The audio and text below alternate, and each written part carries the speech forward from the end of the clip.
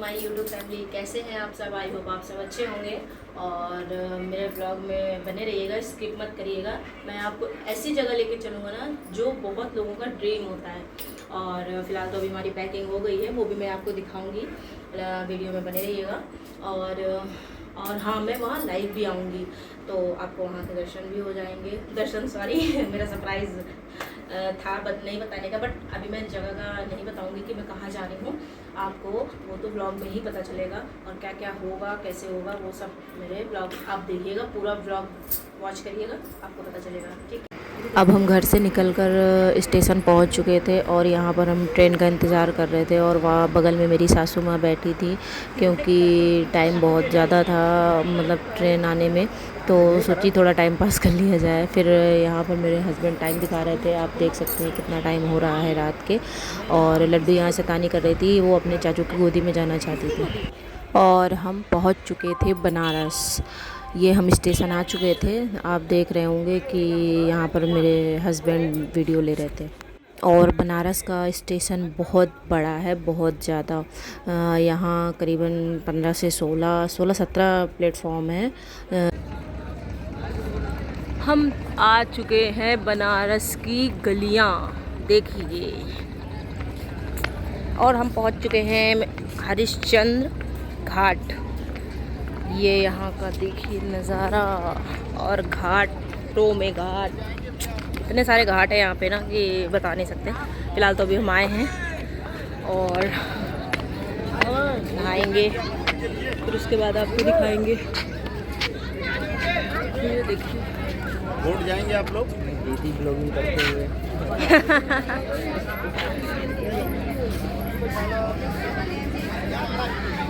और हम लोग सोच रहे थे कि किस साइड नहाया जाए। और ये कचौड़ी है, बनारस की कचौड़ी बहुत ही फेमस है, और ख़ासकर घाट की तो आप बता ही नहीं सकते।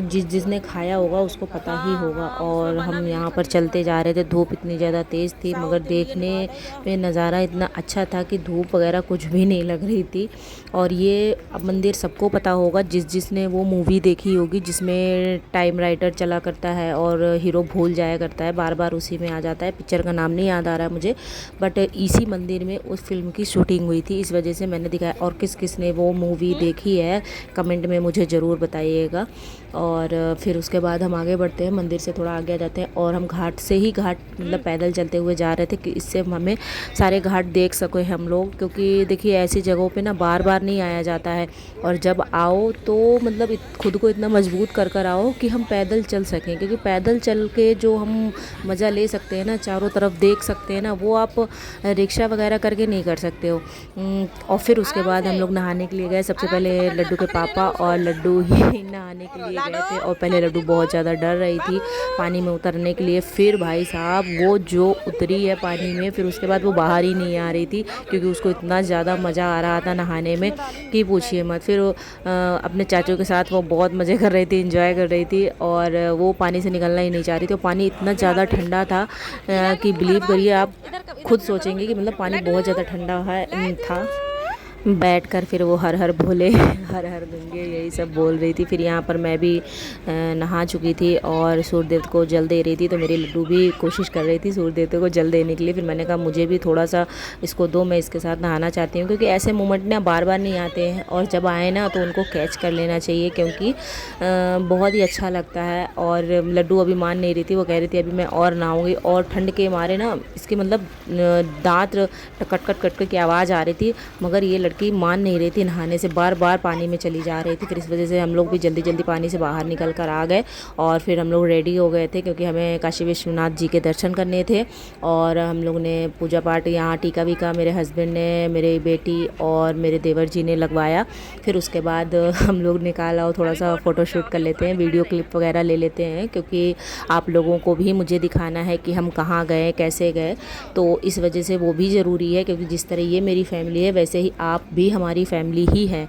तो इस वजह से अगर हम अपनी फैमिली के साथ घूमने गए हैं तो आपको भी वो चीज़ें दिखा सकें जो हम हमने इंजॉय की है। फिर उसके बाद हमने काशी विश्वनाथ के दर्शन किए। वहाँ फ़ोन ले जाना अलाउ नहीं है क्योंकि फ़ोन जमा हो जाता है लाइन में। 3 से 3.5 घंटे की लाइन लग कर हमने बाबा के दर्शन किए और जो सुकून मिला वो लाइन में जो खड़े होके दर्द चक्कर ये सब आ रहा था वो सब हम भूल गए। फिर उसके बाद वापसी में धूप बहुत ज़्यादा तेज़ हो गई थी तो ये डिसाइड हुआ कि इसी बहाने हम नाव में भी बैठ जाएंगे क्योंकि मेरी सासू माँ कभी भी नाव में नहीं बैठी थी और उनको बहुत डर लगता था। तो इस वजह से हमने ये वाली नाव बुक की थी और इसमें हम मतलब गए थे कि यहाँ से इसी नाव में बैठकर ही हमने घाट के दर्शन किए। बहुत से घाट जो हम नहीं पैदल जा पाए थे तो हमने नाव पे बैठ के ही मतलब देखे थे, जिसे अभी आपको आगे देखने को मिलेगा। और सच कहे ना, दर्शन वगैरह करने जाओ ना तो फैमिली साथ में जाती है तो बहुत ही ज़्यादा अच्छा लगता है क्योंकि मतलब जब ऐसे तो हम बहुत दर्शन करते हैं, मैं और मेरे हस्बैंड हम लोग कहीं ना कहीं दर्शन करने जाते ही रहते हैं, बट अब की बार मेरी सासू माँ और मेरे देवर जी साथ में कहते तो मतलब कुछ अलग ही मज़ा आ रहा था क्योंकि फैमिली साथ में होती है ना तो सब कुछ अच्छा लगता है, सारी चीज़ें हम और ज़्यादा इंजॉय कर पाते हैं क्योंकि ऐसे में 2 लोग में कितना ही इंजॉय कर पाएंगे, बट जब फैमिली साथ में होती है तो बहुत मज़ा आती है और फुल इंजॉय हो रहा था हमारा भी। और ये देखिए यहाँ पर ये जो मोदी जी ने घाट बनवाया था ये तो ये वो है, यहाँ पर से दिख रहा था, दूर से ही घाट से ही दिखा था और 2-3 घाट इन्होंने घुमाए थे। और ये है मणिकर्णिका घाट। हाँ जी, आप लोगों को पता होगा मणिकर्णिका घाट, जहाँ पार्वती माता का कान का कुंडल गिर गया था और उन्होंने श्राप दिया था इस घाट को कि यहाँ इस घाट को श्राप दिया था कि यहाँ हमेशा चिताएं जलती रहेंगी। जिस तरह मेरे दिल में अग्नि जल रही है कि मेरे मायके का कुंडल गिर गया मिला नहीं, उसी तरीके यहाँ चिताएं जलती रहेंगी और यहाँ 24 घंटे चिताएं जलती ही रहती हैं। ये है मणिकर्णिका।